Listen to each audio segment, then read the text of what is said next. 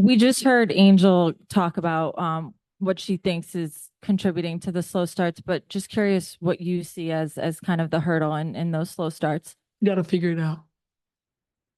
Got to figure it out. Can't have these slow starts and getting ourselves in a hole and have to dig out the hole the way that we've had to dig out the hole the last few games. Not just this one, last few games. This has happened, so we have to figure it all out. And we will figure it out. And then in terms of just maybe improving the offensive production, do you see that as still being something like the teams learning each other, or is it an issue with, execution and set plays? It's an issue. It's an issue with execution. We have to execute plays, and there's a lot that goes into what execution means, and we have to get better with that. And it's at this point you don't have much practice time, so we'll get better with the watching film. And as much time we get on the floor, we will, and we'll get better with it. Execution is a must for us. Coach, you got 21 turnovers, but 26 points. The other team scored off those turnovers. Talk about, if a lot of those turnovers were maybe forced or unforced, and how do you limit the other team from scoring? No, we just threw the ball away. Just throwing the ball away. So to be smart, we talk about value and possessions, value the ball, get as many shots as we possibly can.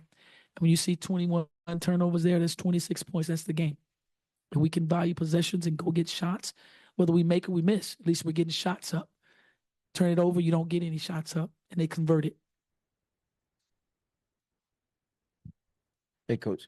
You all have had a few games now with Angel and Kamilla spending time on the court together against a few different types of front courts. I was curious, what have you kind of gleaned from those two playing in tandem offensively as well as defensively? We're learning. They're learning how to play together. Kamilla hasn't been in long. She's getting reps up, getting a feel for the game, getting a feel of opponents.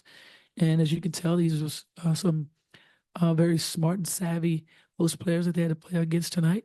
We'll just take it to the drawing board and then learn from it, learn how to play together, and learn what we have to do to play against players with this type of experience. Man, it feels like whenever Lindsay comes into the game, she always has like a steady hand in terms of offense as well as on defense. Can you just kind of speak to what she provides to the lineup? Lindsay is a floor general. She knows how to get everybody involved. She knows how to run your offense, knows as well as Dana knows that everything starts through them offensively and defensively. They initiate everything. Teresa, when you hear Angel talk about the players needing to take an introspective look at and kind of fixing the slow starts, as a coach, what do you think when you hear that? And what are some of the things you can do to kind of help them take that introspective look? Accountability, holding themselves accountable. That's it.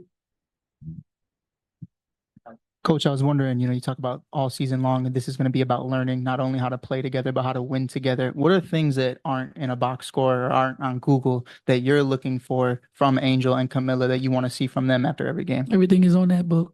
Everything is in there that I look for. Everything. Energy and effort, being smart, being disciplined, being consistent, being committed.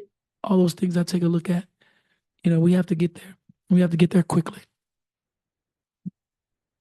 Coach, coming out of the first half, you can see on the faces the team was just a little bit, I wouldn't say discouraged, but frustrated with their performance in the first half. Can you talk about the message going into the second half to kind of? I can't say exactly what was said in there.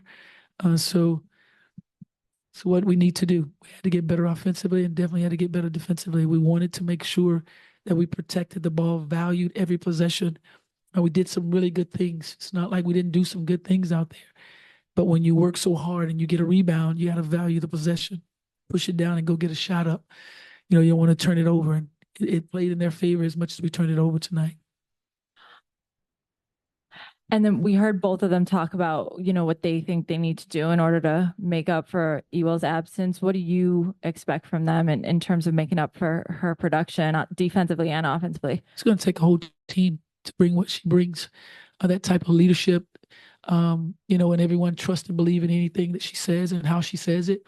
But the work that she puts in and how she works, she's an example. She's an example of how it's supposed to be done, how you conduct yourself, even when you're up, how you conduct yourself, even when you're down, how you conduct yourself. She's just a true example. So you got to try to follow that best you can. But in order to kind of get ourselves back to where we were with her on the floor, it's going to take everybody. And then forgive me, I didn't ask this pregame, but is it her right or her left knee? I'm not quite sure. Oh, okay. Might be her right. Okay. And then in terms of her still influencing from, the sideline, what are you going to expect from Elizabeth in terms of just being that same veteran presence, but from the bench? Yeah, she'll be with us. It's something that I definitely want her to be with us. She's our family, so we stick together no matter what. And on the bench, she's a veteran. She's gonna lead. She's gonna talk. She's gonna direct. She's gonna give them those things that need to be done. And she's honest and open with what she sees. And she's allowing them to hear her. They listen to what she's saying, and they try to take it out on the floor and get it done. I appreciate you all so much.